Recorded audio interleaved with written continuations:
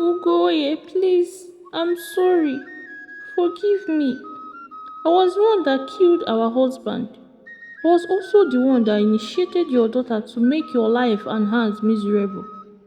I also casted a spell on your son so that he will not see you as his mother, but rather to transfer the whole love to me.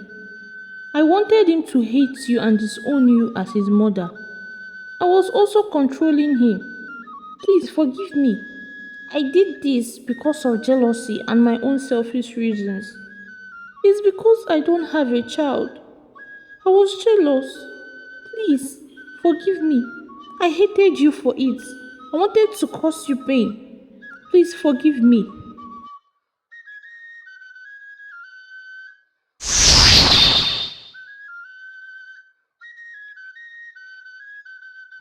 Once upon a time, in the village of Aqua in Igbo land, lived a beautiful young girl named Ugoe.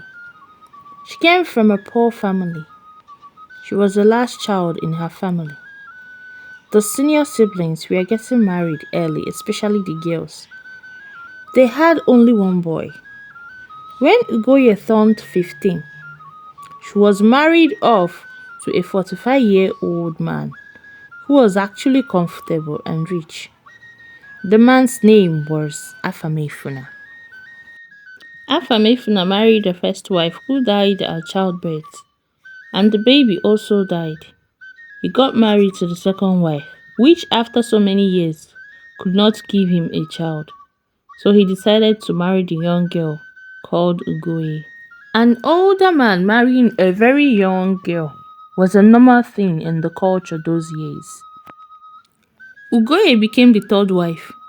When Afa married her, she was taken to where she would be trained to be a good wife.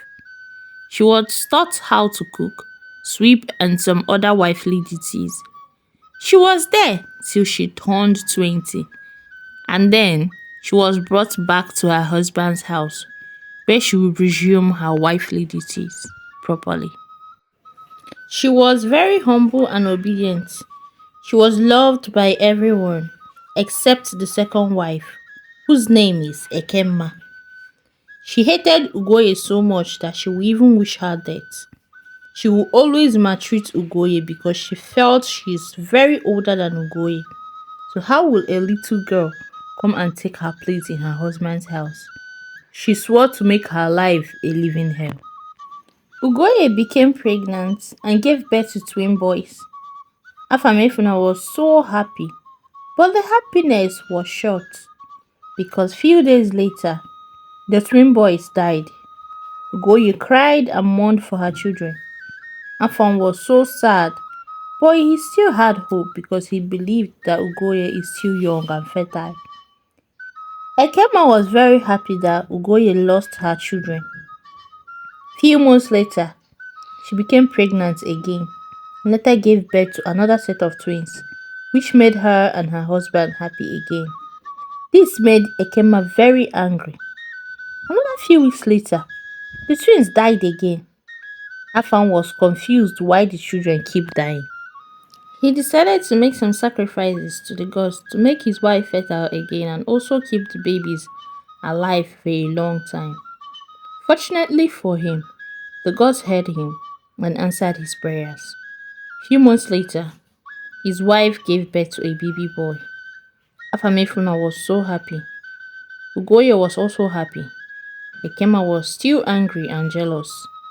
Afam's attention were all on his wife and baby boy. Ugoye trained the boy so well. She named the boy Uchenna. A year later, Ugoye became pregnant and gave birth to a beautiful baby girl, and she called her Akunne. Ekema was so angry that Ugoye's children are not dying again. How can Ugoye have children and she, Ekema, doesn't have any child? She thought of what to do to stop Ugoye's children from inheriting their husband's property. Few weeks later, Ekema visited a spiritual evil man well known in the village to help her kill Ugoye and the children. She believed that once she kills Ugoye, then she won't have any problems again. When she got there, She met the spiritual man. The spiritual man then asked her, "My daughter, what do you want? And why are you here?" She replied, "I need your help, wise one. There is this person that has been bothering my life. She is my co-wife. Since she came into our family, I have not had peace. You see, I have no child of my own. She has been getting pregnant and she has 2 children now. I want you to kill her and her children. Then I can have my husband back." The Baba replied, "Killing her will be so hard. She has a very strong chi that is guiding her. And even if I kill her, your husband will still marry another woman. So what will I do, Baba? I want her out of my family." Ekema said, "Kill your husband. All you have to do is to kill your husband so that you can be able to get to her," the Baba said. Ekema replied, "How can I kill my husband? Even if I kill my husband, my co-wife's children are still alive. They will inherit his properties as tradition demands." The Baba replied her, "If you kill your husband, it will make her weak, and then you can deal with her through the children. I will give you something that you will give to her children. It will make the son useless. And I will give you something that you also get the daughter initiated into an Ogbanje group, and she will stay unmarried forever. All this will make your co-wife miserable for life." Ekema was really happy about what the Baba said. She bought the idea and agreed to kill her husband. The Baba gave her what to use to kill her husband. Then he told her how to use the substance and also told her to come back after her husband is dead to collect the ones she will use for her co-wife's children. The next day, Ekema cooked for her husband and added the substance inside the food. The substance wasn't going to kill him immediately. It is going to kill him slowly, and the substance is going to make him die a silent death. Ekema cooked for her husband for weeks, till one night he went to bed and couldn't wake up again. He died. No one ever suspected that he was killed. Few days later, he was buried, and Ugoye mourned over him for months. Few months later, Ekema went back to the spiritualist for the other intention. The Baba gave her things she was going to use. He said to her, "Woman, take this orange, peel it and give it to your co-wife's daughter to lick. But 2 weeks before you give her the orange, you will have to be initiated into the Ogbanje group so that you can be able to initiate her too." Ekema agreed to be initiated just to be able to ruin Ugoye and her children's life. The Baba continued, "As for your co-wife's son, I will give you a bit to give him so that you will be able to be controlling him as long as he is close to you or remains in the same environment as you. But once he leaves that environment that you are and also leave this village, then he will be free from the spell. You won't be able to control him again. So all you have to do is to make sure you keep him in this village if you still want to control him." Ekema agreed and collected everything for her evil plan. She thanked the Baba and left. When she got home, she took one of the oranges and ate for herself to be initiated first.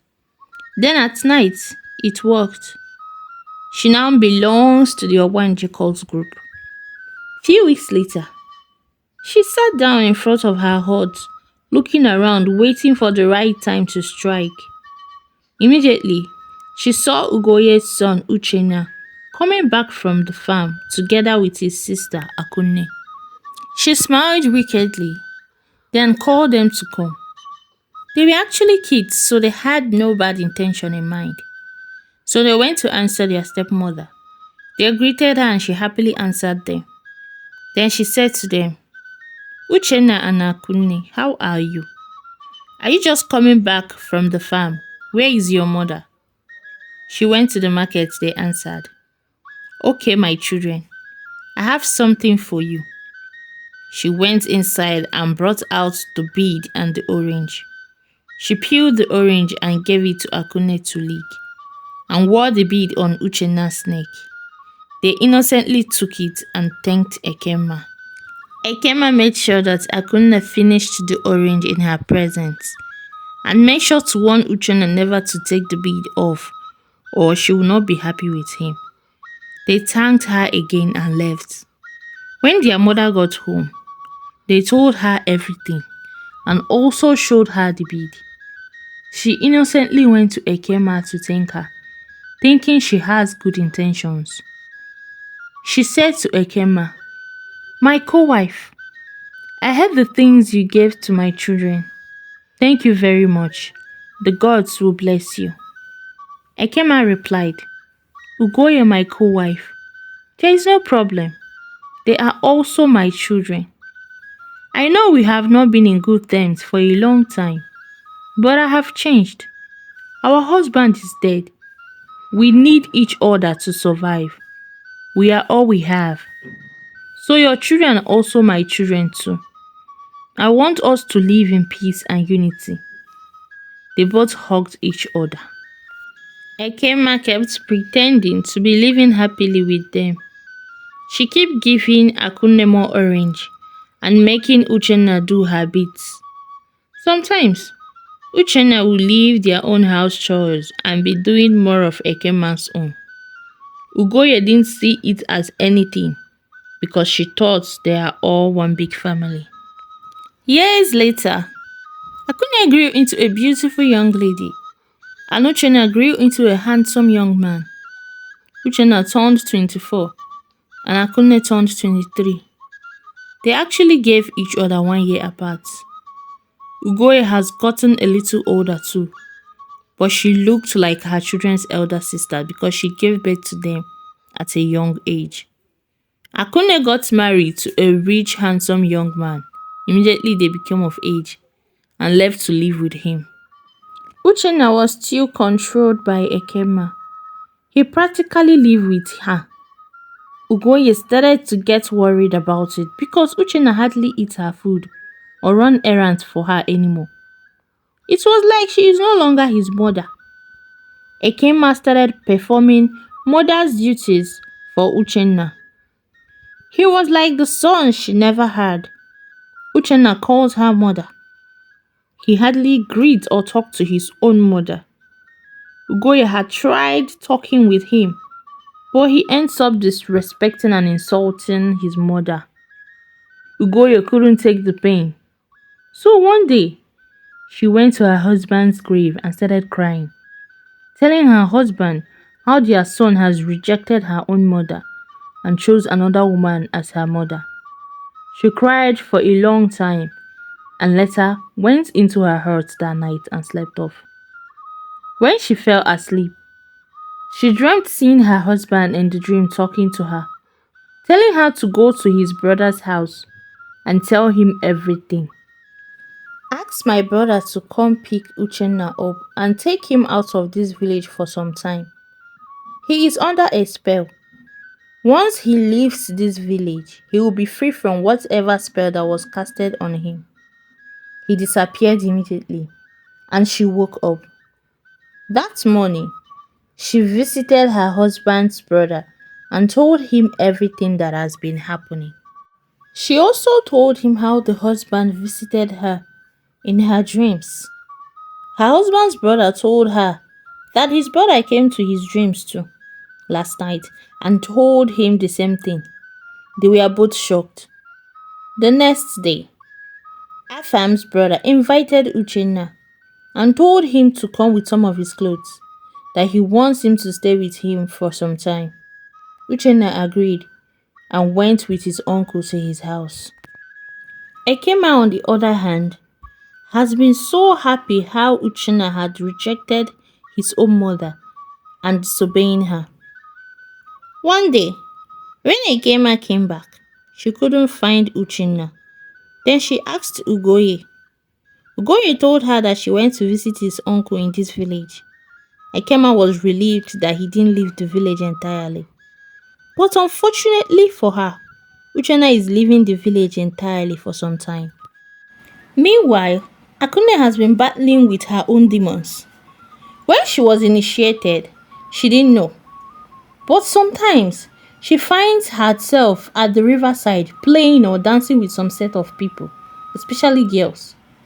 Sometimes in that dream, she will be given a particular powder or red lipstick to use. She will wake up seeing those things in her house. Sometimes she will throw them away. Sometimes she will be using them. And these things makes her more beautiful. She attracts attention and gets compliments whenever she wears it. Until one day, she slept off and saw herself playing beside a river again. A woman walked up to her and said to her, Akune, don't ever get pregnant. If you do, we will kill you. You will die. Don't say we didn't warn you. She disappeared and she woke up. But she didn't take the dream serious. She started having miscarriages. It was getting too much that she went to visit her mother for solution. When she got there, her mother was surprised to see her. She explained everything to her mother, even the dreams and the miscarriages. Her mother told her she was going to make inquiries and look for a spiritualist that will help them. Ugoye asked some of her fellow women to help her and also take her to a great herbalist that will help her daughter. One of her friends introduced her to one good spiritualist that will solve their problems. The next day, she took her daughter there. When they got to the shrine, they met an older man with a white hair. They greeted him and he welcomed them warmly and asked them why they came. Goye explained everything to him, even her daughter's dreams and the miscarriages. The man looked at them and smiled. He did some incantations and stayed quiet for some seconds and then said to them, your daughter is an Ogbanje. She will never give birth. She will keep having miscarriages till she die. And it will make her life miserable. She was not meant to marry at the first place. But she did. She will not have a child. She needs some cleansing and needs to do some sacrifices to free herself from the group. If you are ready, come back here tomorrow morning. Come with 3 baskets of ripe oranges and a white hen with a white wrapper. And after the sacrifices and the ritual, she will be free.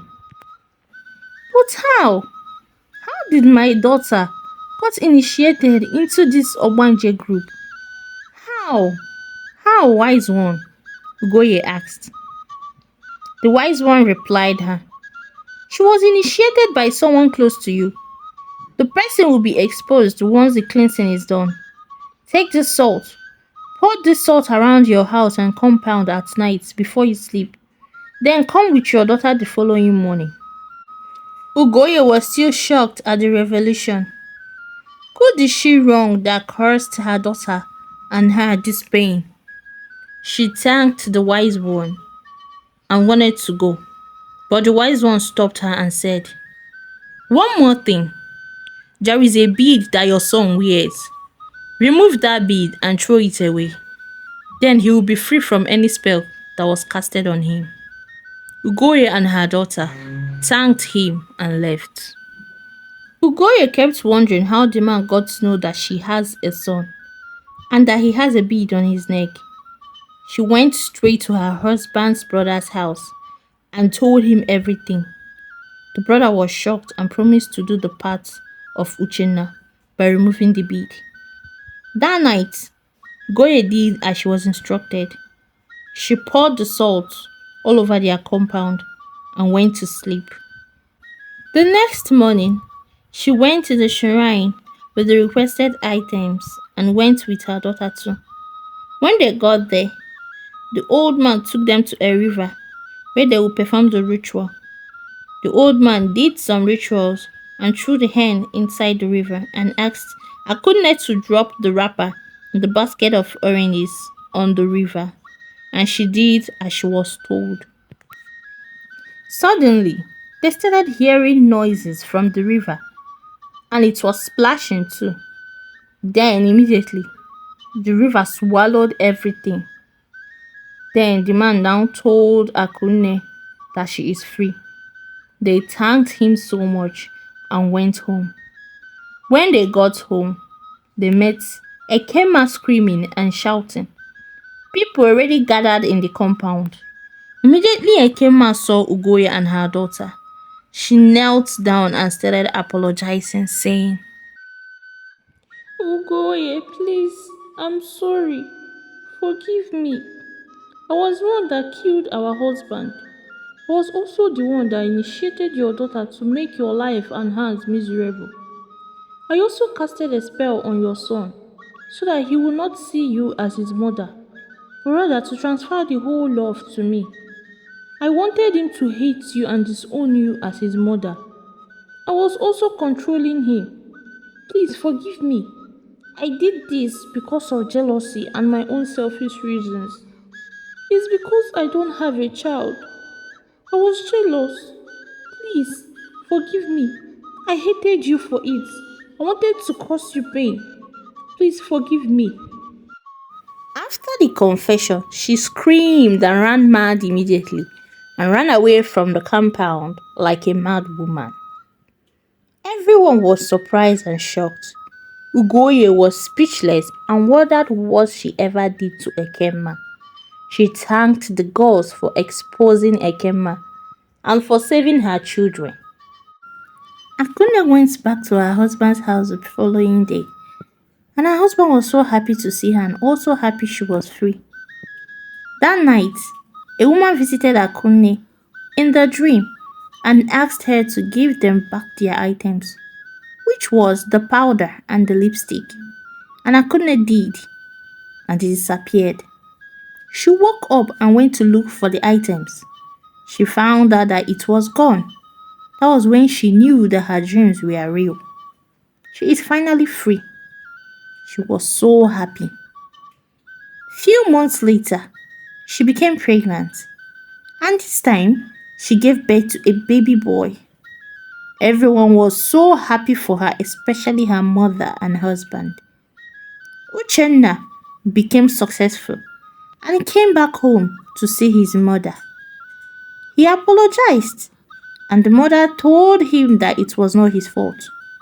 He showered his mother with lots of love and gifts and took care of her very much. He later got married to a beautiful lady, and they all lived happily in love and unity. The end. Moral of the story: it is important to cultivate a heart of love, kindness, and contentment rather than allowing bitterness and resentment to rule our lives. Jealousy and envy can lead to destruction, but justice will always prevail. Choose love, kindness, and compassion instead. Thank you so much, guys, for watching. I hope you guys enjoyed the story. Please don't forget to subscribe, like, comment, and share this video. Please, guys, I'm begging. Don't just watch and go. Watch and subscribe. Thank you so much, guys. Remain blessed and healthy. Till next time. Bye.